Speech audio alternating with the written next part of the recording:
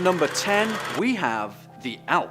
A common occurrence in Germanic folklore, the Alp is known for its shape-shifting abilities and is tied to similar werewolf lore. It is known as a nature demon tied to the deep places of the world and is reputed to always wear a very particular hat. Known as a Tarnkap, which roughly translates to a cap of concealment, this piece of headwear gives the Alp specific powers and the ability to turn invisible. This demon is almost always known to attack during the night, controlling the dreams of its victims and weaving them into terrible nightmares. The German word for nightmare is Albtraum, which literally translates to elf dream. When an Alp attacks, folklore states that it sits on its victim's chest as they sleep, becoming heavier and heavier until the sleeper wakes in terror. Number 4, teeth falling out. Ooh, this next one hits very close to home. So I broke both of my front teeth, not once, but twice, both within a year of each other.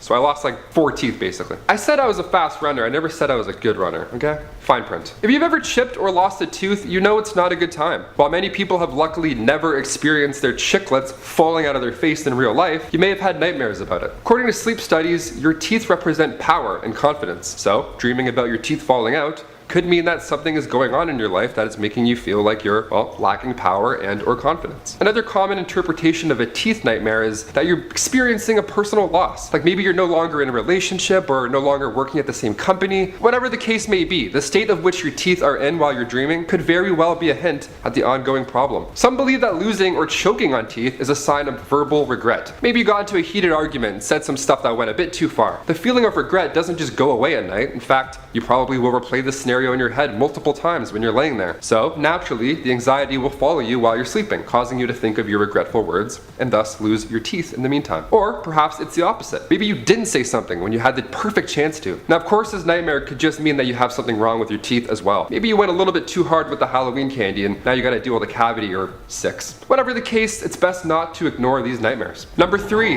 falling. Nightmares of falling are super common, but it's how we're falling that matters the most. The main reason we fall in our dreams is believed to be that your life may be out of control or going downhill in a certain way. Thanks, brain. According to Dr. Kathleen O'Connor, the best way to avoid nightmares of falling is to just embrace it. The more you think about how badly you don't want to have a falling nightmare, the more it will happen. God, what kind of mind game is this? Not every nightmare about falling is the exact same. I mean, some variations of the common nightmare have totally different interpretations. For example, being pushed by a person means that somebody else is responsible for the anxiety that you're feeling at night. And according to dreamdictionary.com, if you're unable to see the face of the person that pushed you, you might be connected to the shadow side of your personality. Spooky. This is your neglected side, the unknown part that pushes you to your own troubles. Kind of like Tobey Maguire in Spider-Man 3 when he's all emo, he's snapping his fingers, pointing at people. The most common falling feeling we get is called the hypnic jerk. And no, it is not a TikTok dance. The hypnic jerk usually happens right when you start to doze off and all of a sudden it feels like you just fell off a ledge. So what's the deal? Why does this happen so often? Well, during the sleep cycle, your body starts to relax as your mind drifts to sleep. And with this process, your brain will send a message to your body to be immobile. That way, if you dream about being lost in the woods, you don't end up trashing your entire bedroom at the same time.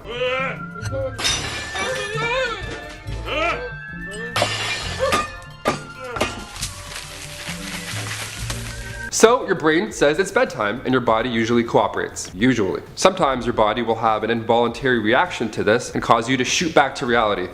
And that's called the hypnic jerk. It's always so embarrassing too. Like, I mean, especially if someone catches you waking up. Maybe you accidentally dozed off during a lecture. There's literally no way to play it off cool. Oh my god!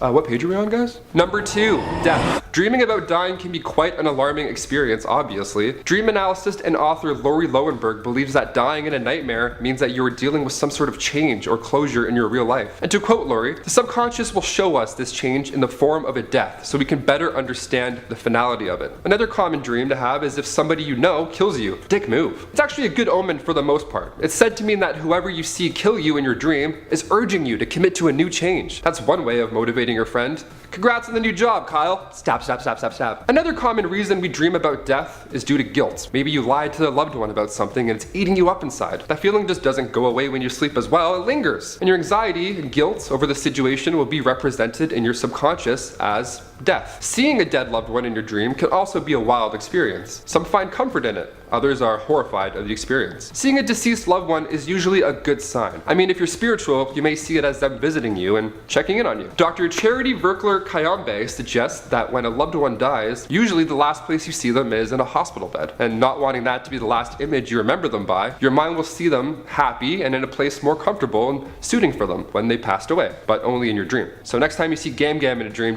she might be checking up on you, so don't do anything too crazy. And finally, number 1, you guessed it, being naked. These dreams are so common, the odds that one of you had this dream last night are pretty high. Guys, we've all had these ones. Maybe you're talking to your high school crush, maybe you're standing at your locker acting all cool, maybe you're smoking, I don't know. Then all of a sudden, everybody starts laughing at you and you're completely naked. It's such a horrible feeling. Your chest feels hot, you try and cover up with notepads, it's not a good time. The common nightmare usually means you feel exposed or vulnerable. Yeah, that checks out. Stephanie Gailing, dream analyst and author of The Complete Book of Dreams, suggests that this nightmare happens at a time when you feel unprepared for something important. So if you're dreaming of shopping downtown and then all of a sudden you're butt naked out of the blue, it might just mean you need to study for that test a little bit longer. Another common variation of the nightmare is that you're naked, but nobody else seems to notice or care.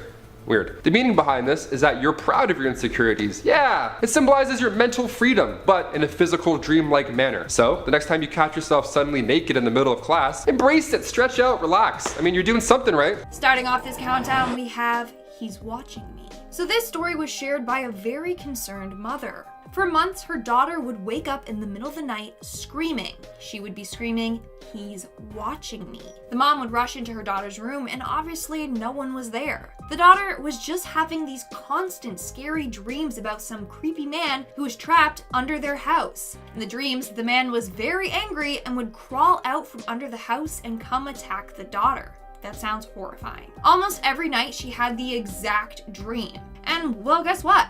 This got so bad that the daughter actually had to go to therapy. Therapy wasn't helping, so the mother did some digging of her own. Literally.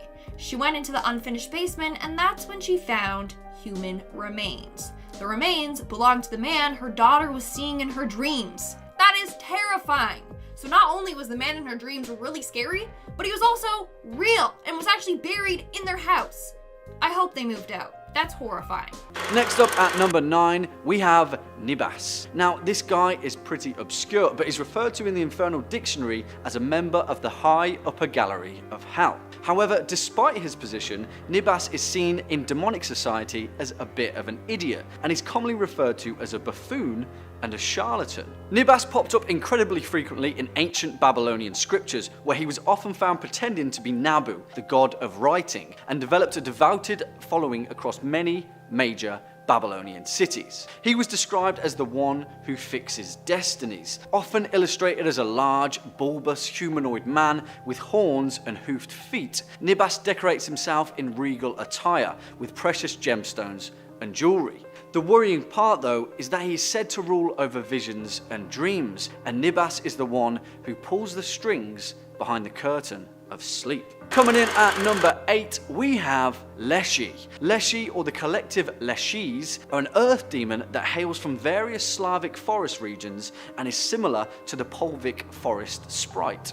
His blood and skin are blue in colour, his eyes and beard are green, and he doesn't have a shadow. They commonly resemble a satyr, a horned and hoofed humanoid with the features of a goat, but the Leshy are actually pretty peaceful creatures for the most part and protect the birds and animals of the forest. Good guys. The scary part, though, is that the Leshy are children of the devil, birthed from a mortal woman, and they hold dominion over those caught wandering in the forest at night and those that fall asleep there.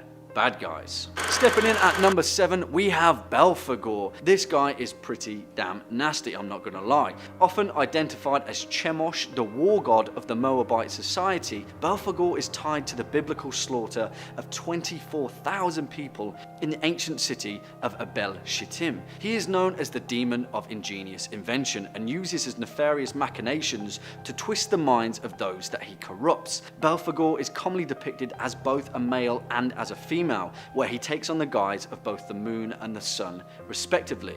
As a female, he appears to those in trouble as a young girl giving money and riches and promises of fortune. Strangely enough, though, according to the Infernal Dictionary, BELPHEGOR attracted quite a large devoted following in ancient times. It is reported that human victims were offered to him, and BELPHEGOR's devoted priests would feast on their flesh. Some ancient rabbis claim that BELPHEGOR could only be worshipped on a toilet, with digestion and human waste being his main source of demonic power.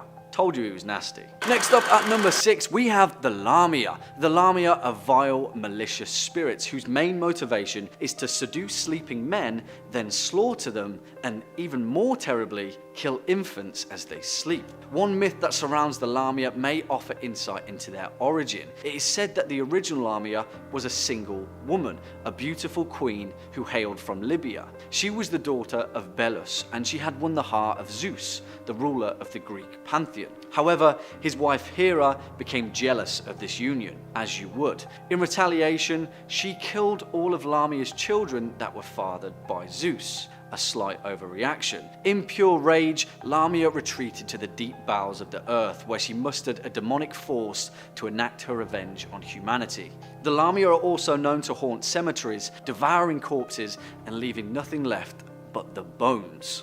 And at number 5, we have Jan Gant Itan, a lesser known demon of the Infernal Dictionary. Jan Gant Itan is known as John with the Fingers of Fire, or to the English, as Jack O'Lantern.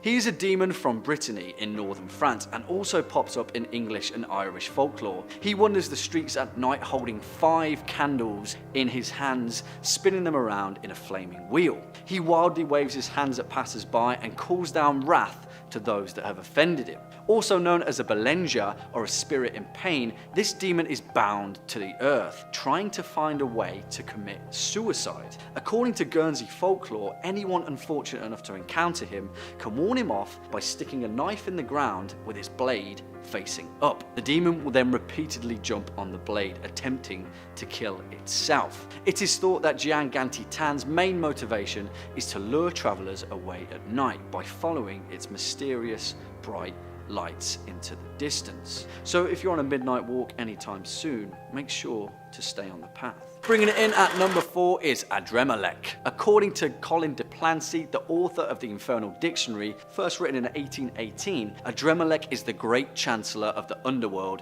and president of the High Council of Devils. In John Milton's Paradise Lost, it is also said that he is a spirit in guile and malice that exceeds Satan.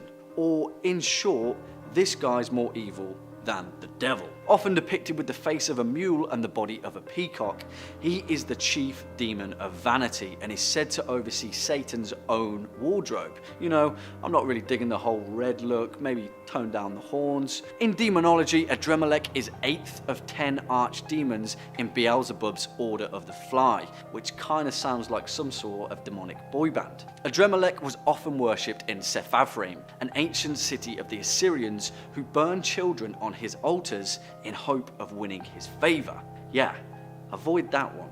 Next up at number 3, we have Garp. Garp, or sometimes referred to in the Infernal Dictionary as Tap, is a high president and prince of hell who commands 66 demonic legions. He despises his demonic counterpart, Beleth, who we covered in our last video, but is of equal power. It is thought that within the politics of hell, Beleth had enslaved Garp, and his burning hatred towards the demon caused him to commit some unspeakable evils. In the times of King Solomon, it is believed that early necromancers would often invoke the power of Garp, where they offered him potent alcohol and ritual sacrifice. If the necromancer had the favor of Beleth though, he would be completely annihilated by Garp. Garp often takes the guise of a mortal man, and his main motivation is to whisper ignorance and nonsense into the ears of those in power, to make them look like fools and drive their societies into chaos. Kinda sounds like someone that we know.